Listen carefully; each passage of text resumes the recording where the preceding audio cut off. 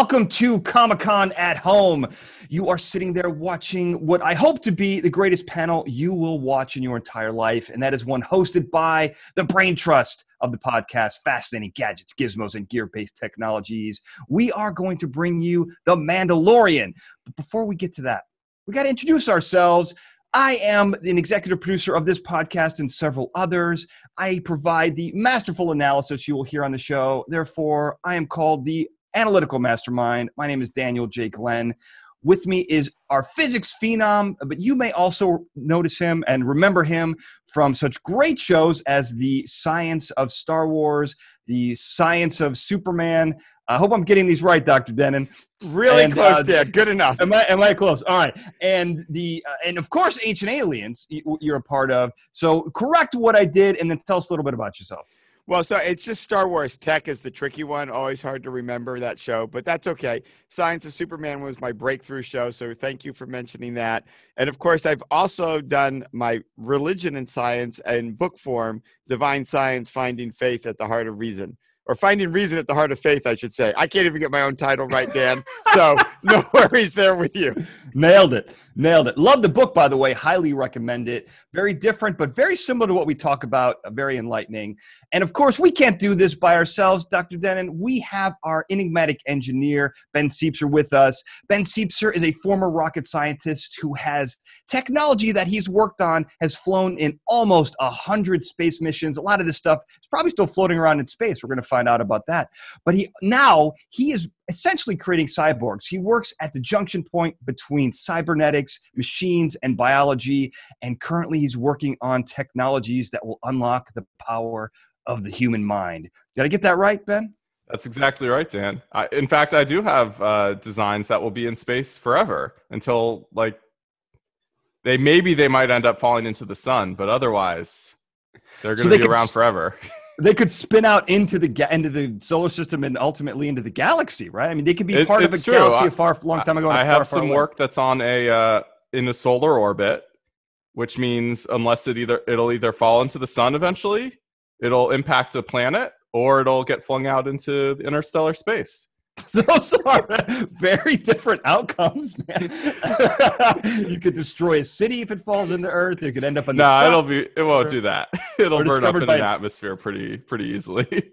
Or an alien civilization could uncover it, and who knows what could happen. But so you are obviously very qualified, as is Dennin. I'm questionable, but nonetheless, the three of us are going to talk about The Mandalorian. And I got to tell you guys, this was such a fun show to watch and just a great show to research. I love Westerns. I love sci-fi. And I love the way this show really brought together some of those really fun elements of the Star Wars trilogy. What did you think about this, Dennin? I loved it. And I think, you mentioned Westerns. One of the cool things I loved about it was at first I was like, wow, this is kind of slow, which was cool because it reminded me of movies that actually, and TV shows that actually had stuff in it and not just things blowing up. There was actually character and plot and interesting interactions. And then when you needed the action, it was there and it was really good and intense and fun to do. Nice level of dry humor. It always makes me wonder, because it is a galaxy far away and a long time ago. Mm-hmm. It does always make me wonder why we only see the really not nice places in Star Wars. Nobody lives anywhere nice except in the prequels, which nobody watches anymore. So, right. It was, I was just one of the weird thoughts I had in watching it, but I love the show. Well, I'll tell you, that's where the adventure is, Dennin. The adventure's in the rough parts and the outskirts, and that's what we want to see is adventure. Ben, what did you think about this? Are you an adventuring kind of guy? Well, I think you raised a good point there, Dan, that it's the adventurous side of Star Wars that gets the views. No one... Well, I'm sure some people want to watch, Law and Order, Coruscant. I mean, I think I'd probably be into that, but, maybe we'll petition Disney for... police procedural on Coruscant. I love that Law and Order Coruscant. It was a great show, and I really loved seeing, a Star Wars flair, but on different kinds of stories. No, I totally agree. I love Westerns. I love the bounty hunting aspect of this. And, if we're really going to talk about the Mandalorian, I think that's the key here. He's a bounty hunter, right? I mean, he's a Mandalorian first, but he's also a bounty hunter, I would say, second. And so let's put ourselves in the mind of a bounty hunter, right? So we're going to bounty, the three of us. We're obviously suited. We're kind of tough-looking guys. We look like we could survive in the Wild West, right? Yeah, I got the hat, Dan. You got you got the hat. I've got, I'd probably get shot for the shirt, but I don't know. I'd hide behind Ben. We'll be fine. But so we're going to go bounty hunting, right? So what's the first thing we're going to need? Well, we got to get our bounty, right? We have to have a tracking fob. I mean, that's key to really starting the bounty hunt, because it's the hunt part, right? You got to hunt the bounty down. Now, we use RFID chips. This is very similar. There's even a great article. I'll put it in the links below about using RFID chips to track ants, like even that small, like on ants, to track where they go in and out of their little nest. The problem, I think, if we're going to do our bounty hunting is really tracking something across the galaxy, right? Like we have GPS here, but there would be like galactic positioning system. You got to do the entire galaxy. That's the hard part. So especially you've got to get it within feet to capture someone. How would we do this? Let's talk about the physics first. Dennin, how would you go about this? Well, I think there's two things. First of all, what are you going to lock onto as a signal? And the challenge is, as we know from watching the show, it's not like there's a chip placed in the bounty you're going after. Right. First of all, if there was, they'd be smart enough to take it out. Even if they weren't smart enough, the Mandalorian would when he captures the bounty, so other people aren't tracking him, and he doesn't do that. So you're tracking something biological. And when you think about the need to get a signal across space, this is kind of a two-pronged challenge, because our biology is not really sending out signals. So the tracking fob has to send the signal and then somehow have it reflect back across all of space. So this is a major power challenge. So it's either a power of the signal, or you're using some sort of science fiction trick of a different dimension, subspace, hyper travel, hyper communication, where you're going sort of through space and time in a different way.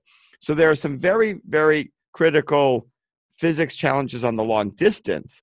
But once you get close, I think it's kind of cool. There's some interesting things you could do using resonance frequencies and signals from molecules to detect like the DNA or a unique protein structure of a person and their signal. So you're going after probably the DNA molecular structure, but hard to figure out where you're going to get your power source. I think that makes sense. I mean, you really have to have something you can't remove, right? I mean, and you can't remove your blood without, dying. So yeah, no, that would definitely be a problem. It makes a lot of sense. Ben, so what do you think about that? How would you tackle this? Yeah, I think the resonance is the right way to do it. There has to be some sort of innate everybody's biology is different and would probably react to being stimulated by electromagnetic waves slightly differently. So we should be able to lock onto that reflection and see that unique reflection on everybody. The real question is, how do you get that? And actually, I got an idea from a recent episode of Star Trek, which you could check out our website to watch our Star Trek takes. Yeah, but absolutely. there was a race of aliens who were hunters, and they had this like quarter of the galaxy wide sensor net that they use to track their prey and communicate. And now I'm thinking, what if the bounty hunters have some sort of similar thing where they have sensors everywhere and they're constantly seeing, pinging on these, bounties, bounty frequencies, and that's how they're tracking it. Because when they first are starting to track the child, they say, "Oh, he was last seen here," which to me means, oh, they saw him on like a sensor, their bounty sensor post, kind of in this area. So that's where you should start. I mean, that's some real Big Brother stuff. I mean, lots of privacy violations are going on there if they're monitoring the entire galaxy. I mean, obviously not an issue. I'm just saying. Yeah. Well, you got to get your bounties. Bounties are clearly a highly respected profession in the Star Wars world. Yeah. Well, actually, you know what, Ben? I wish I had that idea because it's so genius. But if you think about it, you're right. The system, the galactic system, has a communication network, presumably anyway. Yeah. The equivalent of our Wi-Fi towers. So you don't even have to build your own system as the bounty hunters. You just have to piggyback on the system that's used for communication, right? And so I've never admitted this publicly on the show before, Dan, but I think I may have been thinking about it slightly wrong. The fob, the fob does not have to communicate directly to the bounty. It just has to hook into the communication network of the galaxy, right? And then ping around from tower to tower until it finds the signal. And that would probably solve the power problem. You're just using the existing network. Wow. So I didn't get the one on you. Ben got you. So that's Ben 1, yes. Ben 0. Yep. At least tracking the tracking fob, if we're keeping track of the tracking fob. Well, so either way, right? So I love this idea. We've got a hold of our bounty. We know where he is. The three of us are hunting him down. Well, what's the next thing we need? Well, we gotta acquire the bounty, right? You're not going to get paid unless you acquire the bounty. So you got to have some weapons. Well, how about this for a weapon? How about the Amban sniper rifle? This I really love. So this is the disintegrating rifle. So we're going to talk about the disintegration part, but obviously, unless it's dead or alive, we're not going to want to disintegrate because you have to kind of prove it. But you don't want to, even if you don't want to hit your target, you got to clear out everyone else. Like the Jawas, they get in the way, as you can see here in the first picture. He's getting blasted, and then he turns into a pile of dust. That's not necessarily what you want unless you can bring the cloak back. But also famously, Duck Dodgers, he had to take on a disintegration ray. But as you remember, I think, Dennin, you know this very well, they had a reintegration ray. So even if you accidentally disintegrated your target, you could reintegrate him, no problem. So let's talk about the sniper rifle. This is a really cool thing. It uses cartridges and blaster gas. It looks kind of like a traditional projectile gun, but it isn't really. It shoots out laser beams. Let's talk about the disintegration part. I think that's the really fun part here. So, Dennin, what are the physics of total annihilation of the corporeal body? So what I feel you're really looking at here is actually momentarily weakening every molecular bond in the body. So you just become the individual atoms no longer bonded and they float away. So you don't even really get dust, because if you notice, you don't actually really get dust, which makes Duck Dodger's weapons superior, because in this case, you can't reintegrate because the atoms have just dispersed everywhere. And, right, yeah. And if you think about, I think the easiest thing to think about is from a single atom point of view and a single electron. If you get a right resonance frequency, that electron can be popped off of the atom and set free because the binding goes away. It absorbs enough energy and it becomes unbound. And that's the photoelectric effect. And we use it in a lot of technology. So what you're trying to do is basically a whole body resonance where all the various basically molecular bonds, which have a particular energy, get hit with the right radiation so that they all kind of briefly go away, basically, is the technical term. And then the atoms are now suddenly far enough apart, they can't rebind.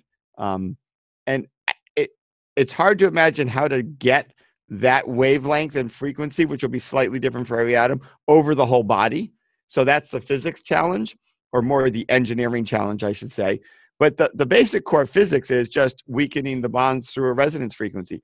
So there's a growing theme here. Resonance to communicate and track, resonance to disintegrate. I love it. But I think, we got to get Ben in on here. Ben, if we're going to go away the molecules, as I believe Dennin put it, what is the function? Like, how do we get from the cartridge to the going away part? Yeah, well, so that's an interesting question, how you deliver that energy. And it's a lot of energy. The amount of energy it would take to, debond an average person's worth of molecules is something like 10,000 times the amount of energy of gunpowder. And we know that because we see the shells, right? He has shells that he puts into this gun that are, not really any bigger than shotgun shells. So we know that that's like kind of the energy density difference. But how you deliver it is a really interesting question. If it has to be this like wave resonance, then you're wanting to deliver kind of a somewhat narrow, somewhat broad, cone of electromagnetic energy that's like a wave, but that's not what it looks like. It looks like a bolt, right? It looks like some sort of laser bolt that hits. I don't know. I guess it could be like some sort of maybe plasma that's vibrating at the right rate, and when it hits you, it like somehow spreads very, very evenly over your body and starts inducing those vibrations. It's tough. It's really tough. I think that might be the way to do it. I like that kind of, almost like the way batter hits a pan when you're making a pancake. Yeah. It just spreads out evenly and makes that perfect pancake. Is that kind of what you're saying? Yeah. I mean, it would have, if it's, because it looks like a blob that comes out of the gun effectively. So a blob of energy of some sort. So then it's got to spread out because otherwise it'll just kind of drill a hole through you.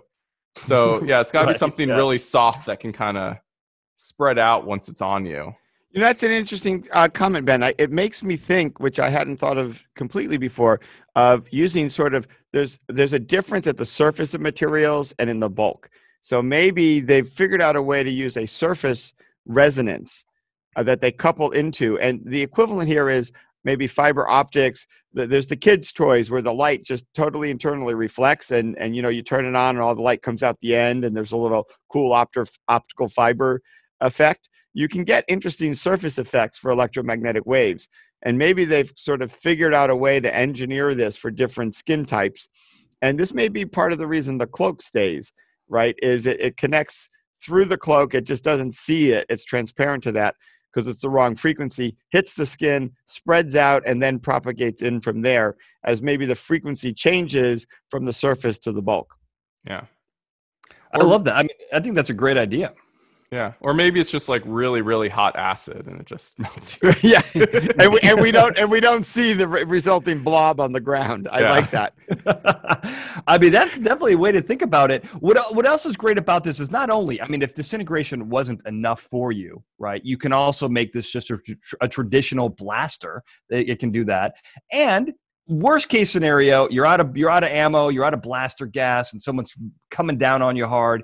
You got the prongs on the end. It's like a bayonet. It's an electrocute. It's like a taser. It's like a big long taser, which I love that about bayonets, the ability to, once you're in close quarters, not only is it a sniper rifle, but it's also close quarters. But then it begs the question, if you're sniping from far away, you got to be a pretty bad sniper if someone's getting into close quarters. But we're going to save that for another day. Now let's say the three of us, we have tracked our bounty. We've now gotten rid of all of the competition around it. We've acquired our bounty. Now, how do we transport it? I mean, that's really the key here. How do we transport it? Well, Carbonite Freezing. For fans of the Star Wars franchise, you'll know that in Return of the Jedi, when they carbonated Han Solo, carbonite froze. Is that what is the proper? Yeah, I have no idea, Dan. That's encased in carbonite. Oh, pardon me.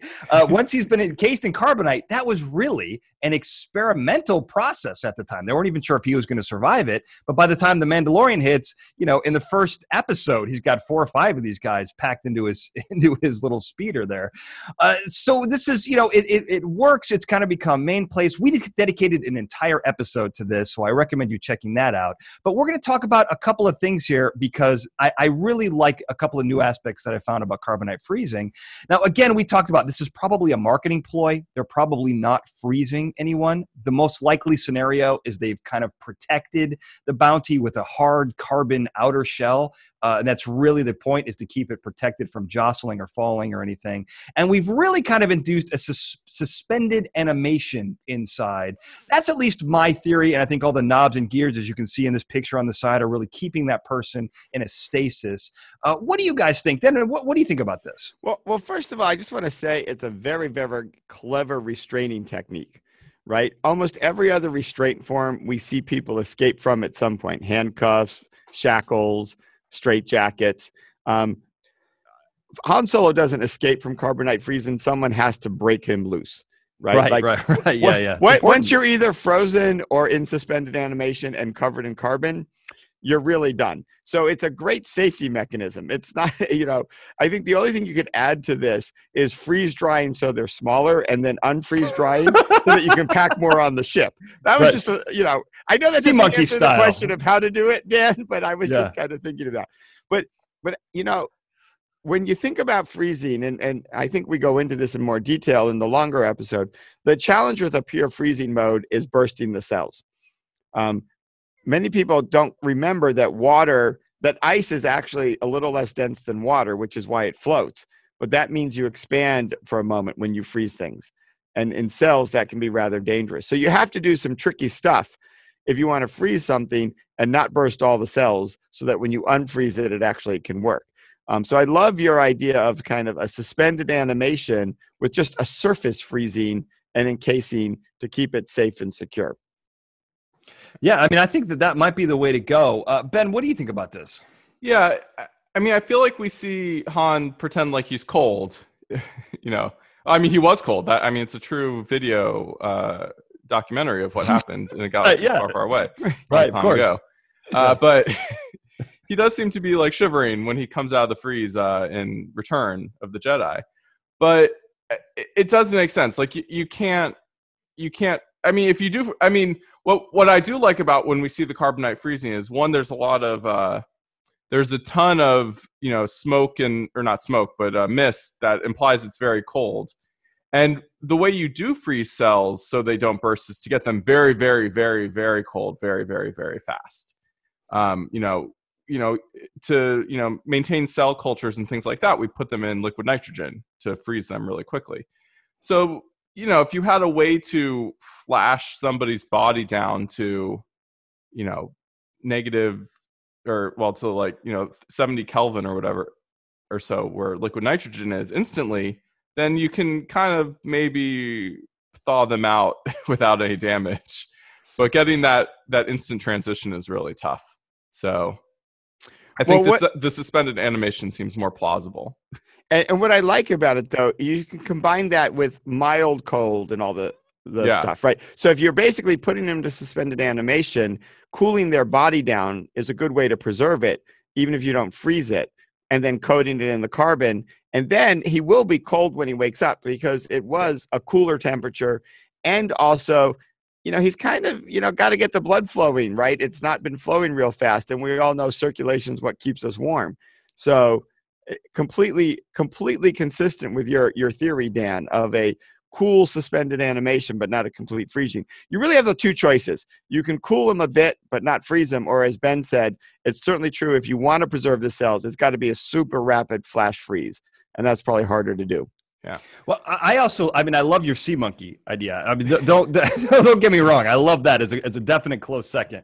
But you also remember when you are entering into a hibernation or torpor, which is a temporary hibernation, your metabolic processes, the whole idea is they're getting slowed down. You're not burning energy. So you are going to be colder. So it does not surprise me under these conditions that Han Solo would have shivered a bit. You know, I mean, he's a pretty manly man. He doesn't like to show weakness. But, you know, when you're that cold, it's going to get you, you know, even for the most grizzled of bounty hunters. And that tells you just how cold he was. Let me tell you a couple things here. We've got some really cool recent stuff that is really pushed this kind of suspended animation idea into the forefront.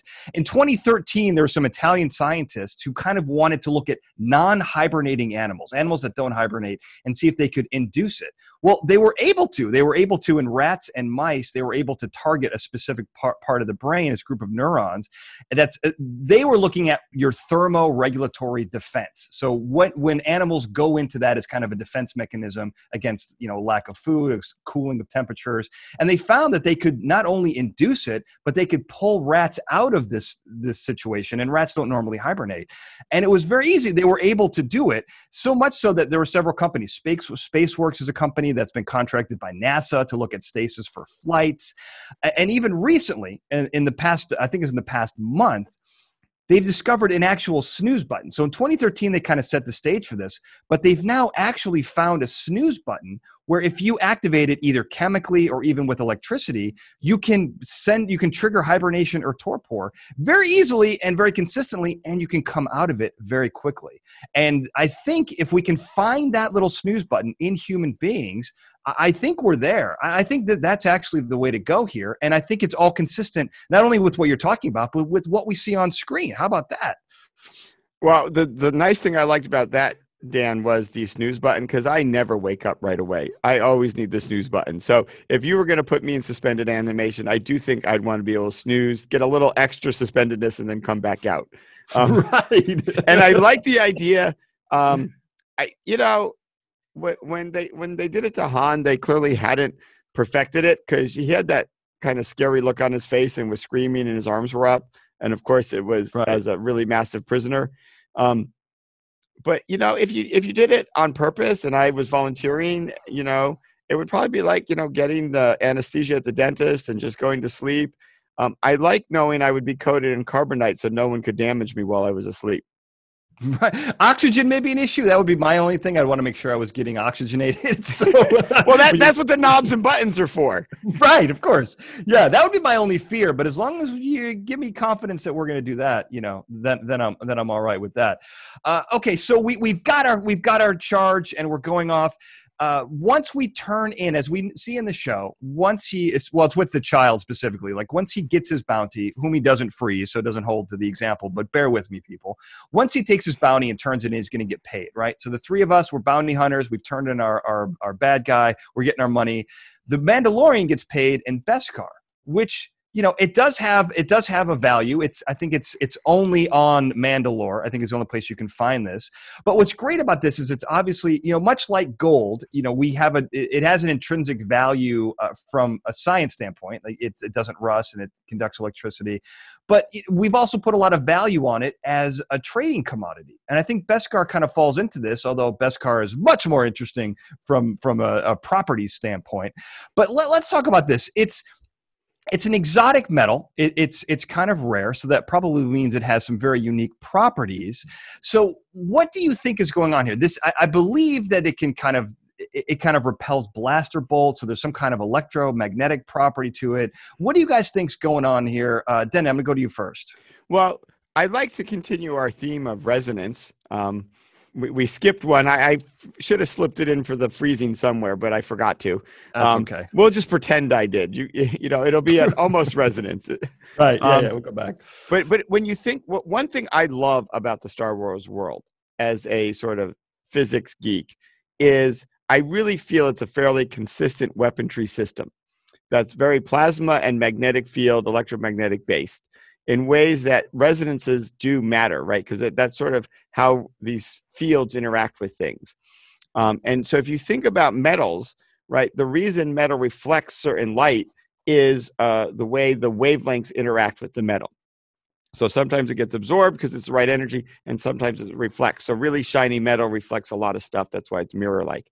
And so Beskar is clearly a metal that has the right properties that the standards of the galaxy, whether it's lightsabers, because it also deflects lightsabers, or blasters, it's tuned to those electromagnetic frequencies so that they actually reflect off the suit rather than going into the metal.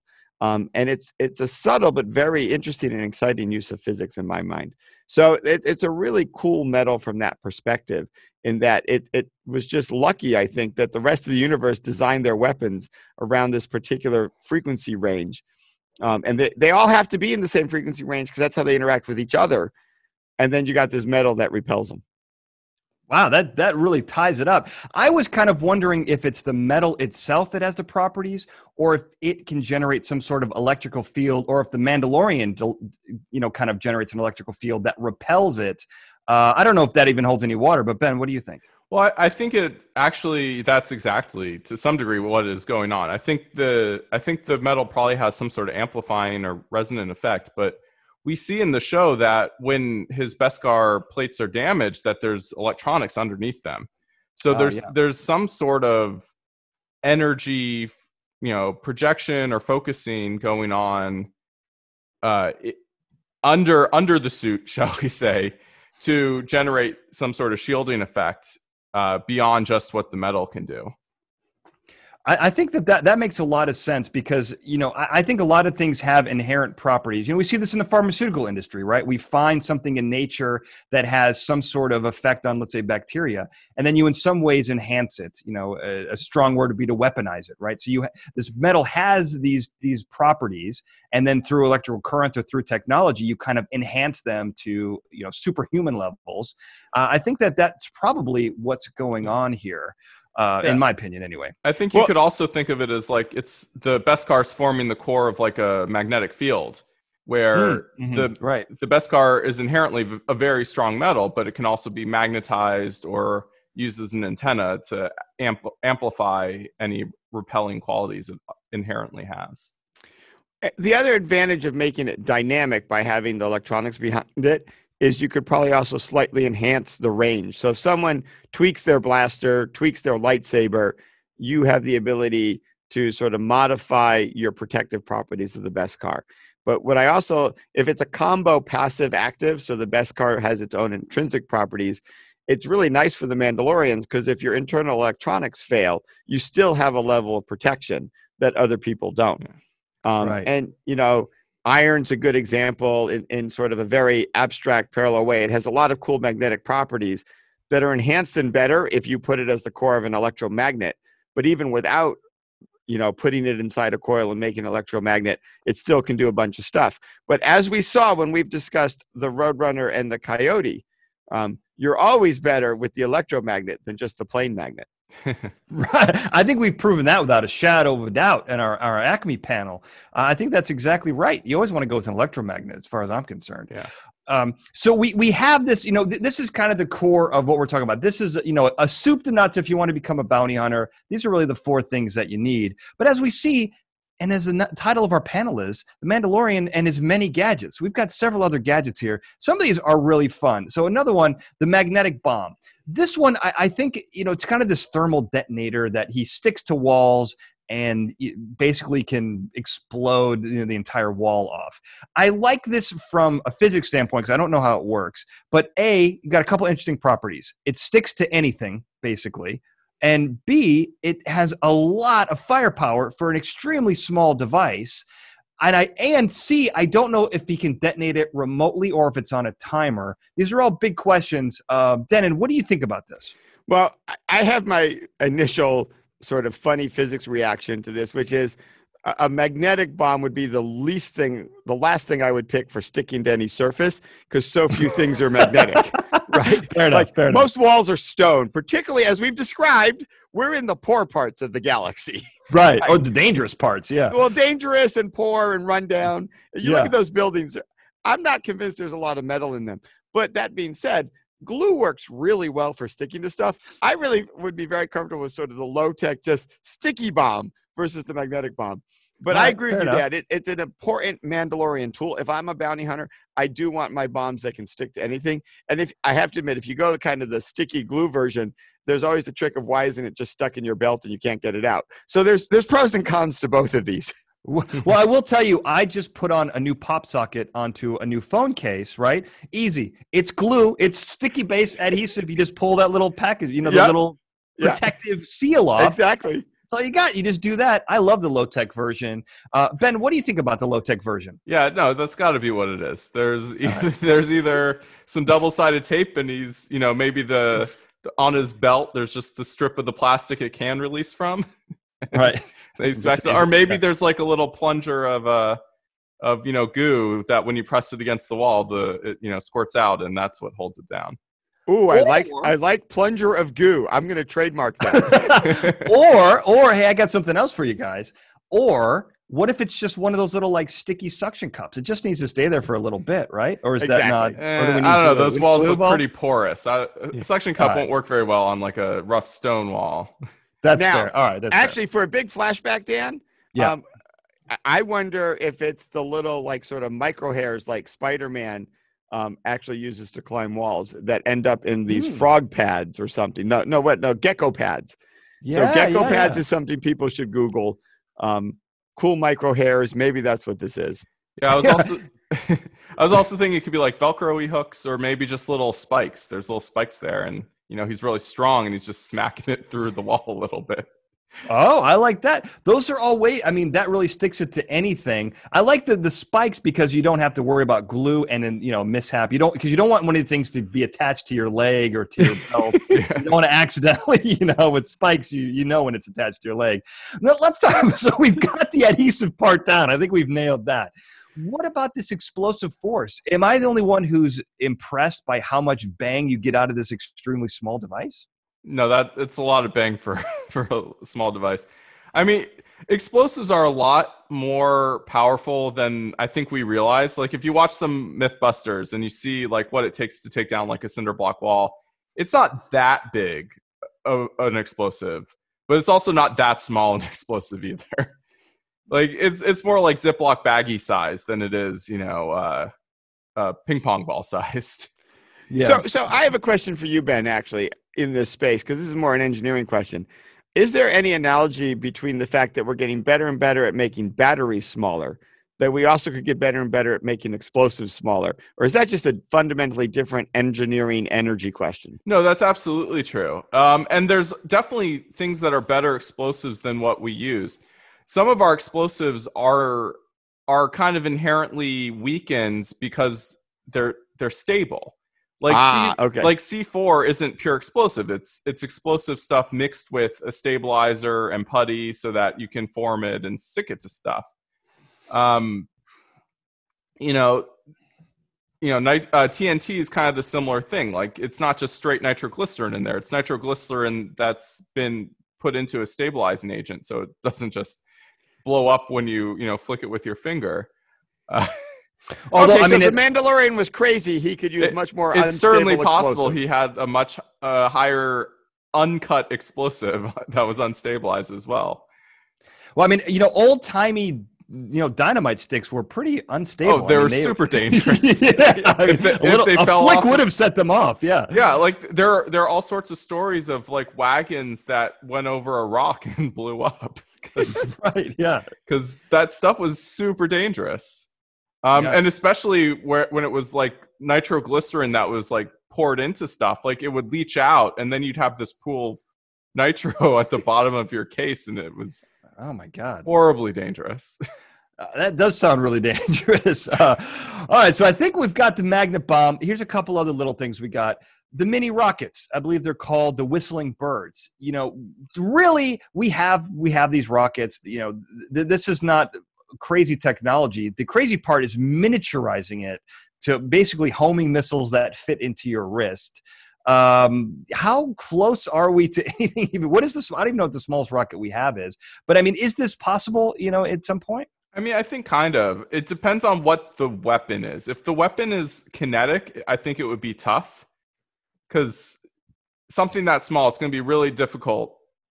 Like, when you see how fast they move really fast, but it's still just a tiny little thing that's probably not going to kill you. So I think there's some sort of poison in them as well, that fast-acting poison, so that when you get pricked by these things, you just die from a poison or something. Ooh, I love the fast-acting poison, Ben. But otherwise, you can make little rockets that are not much bigger than that can go really fast and don't have to fly. They didn't fly very far, right? They hit somebody in the same room as the Mandalorian. So that part's not too bad. Getting a little mini guidance system, I don't know. They have lots of pretty fancy computers in Star Wars. I think I can buy that. Bottle rockets don't go very far. But they don't need to. Well, what I like, Dan, is it's amazing to me. Everything really keeps getting smaller, faster, and smaller than people would have expected them to get, 5 or 10 years ago. So apparently humans are very good at making things small. Now, I know this was a long time ago, but you're just, time is reversible. Time doesn't care which direction you go. So way in the future will be super small. Apparently way in the past we were super small too. That makes perfect sense to me. So the next one here, we got the jetpack. So this one's going to be quick because there's, just in February of this year, there was a company that essentially, right before the world changed forever, there was a guy from a company called Jetman Dubai who essentially created this jetpack. It is a vertical takeoff system. He could basically just stand like this, take off in the air about 6,000 feet. He could hover, stop, maneuver, and went about 150 miles per hour. So I think we're just a half a click away from this jetpack. So I think, and it doesn't have, and I don't even think it's powered by, this looks like it's powered by some sort of combustible. I'm not sure how this one's powered. I should have looked that up, but it's, we're almost there on this one. So let's go to the last one we got here. This is one of my favorites, and I think one of the keys here is obviously we have flamethrowers. Obviously, we've weaponized them and used them. But in World War II, even in China, recently in the past 2 months, they've reinstituted flamethrowers to get rid of murder hornets, which we've seen in the news too. So flamethrowers are making a comeback. My question to you guys is, how can we make this wrist-sized and more than just a deterrent? You want to set things on fire. scaring them off is one thing, but if you want to use this as a real weapon, we got to have some sort of like, napalm or something in there. So what do you guys think about this? Let's go physics first. Dennin, what do you think about this? Well, physics-wise, you're trying to get something really hot, quick, and burn. So at the end of the day, it really is an engineering issue. Because you're both trying to make it small, which, as I just claimed, we can do easily, just not now. No matter what time we're in, we can do it. Apparently, do it. Right? Yeah.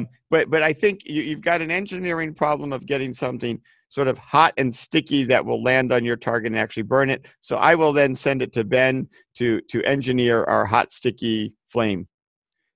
Yeah, I think the reality is, we all know that, like, we don't, hopefully you don't know this, but like the propane torches we use to like make roofs, seal the tar on roofs and things like that, they look very dangerous. This is the same thing that Elon sent out with his as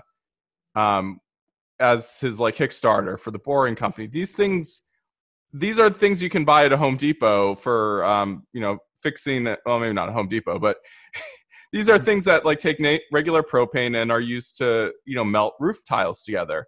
They're not very dangerous. They'll burn you if you hold them on you, but they're not going to catch anything on fire really, unless you really hold them on for a long time.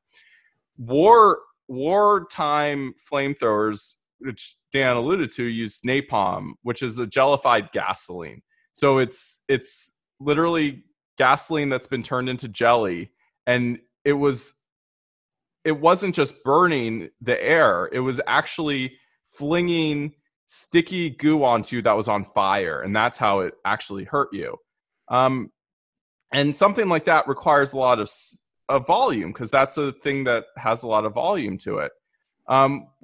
Maybe the Mandalorian has a secret tank. What we do know is that they have lots of very fancy technology in the Star Wars universe. So maybe it's creating a hot plasma. I don't know how it would stick to somebody.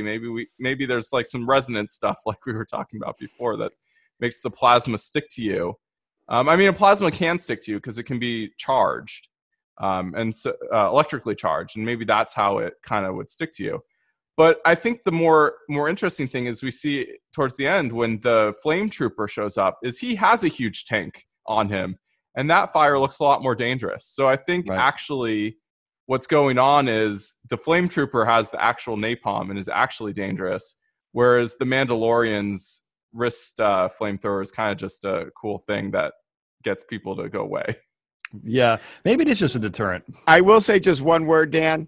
To solve the volume problem, foam. I'll just leave it at that. Fair enough. We got to sneak that in there. All right. In 30 seconds, let's hear your favorite gadget, if you can think of it. Dennin, do you have one? My favorite gadget is the floating cradle for Baby Yoda, because if I had a cradle that floated like that for my kids, oh my God, my life would have been so much easier. I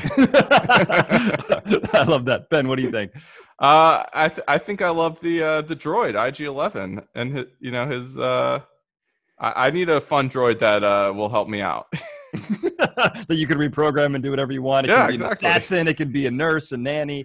I love that. I got to tell you, I like the flamethrower. I like the flamboyant nature. I like the it's kind of showy. It can be a deterrent, but it can also, I think you could weaponize it in a way, shooting out maybe a little bit of oil and then setting someone on fire. I'm not a big fan of setting people on fire. I just want to make that very clear. I just kind of like how big and kind of showy the flamethrower is. I think it's fun.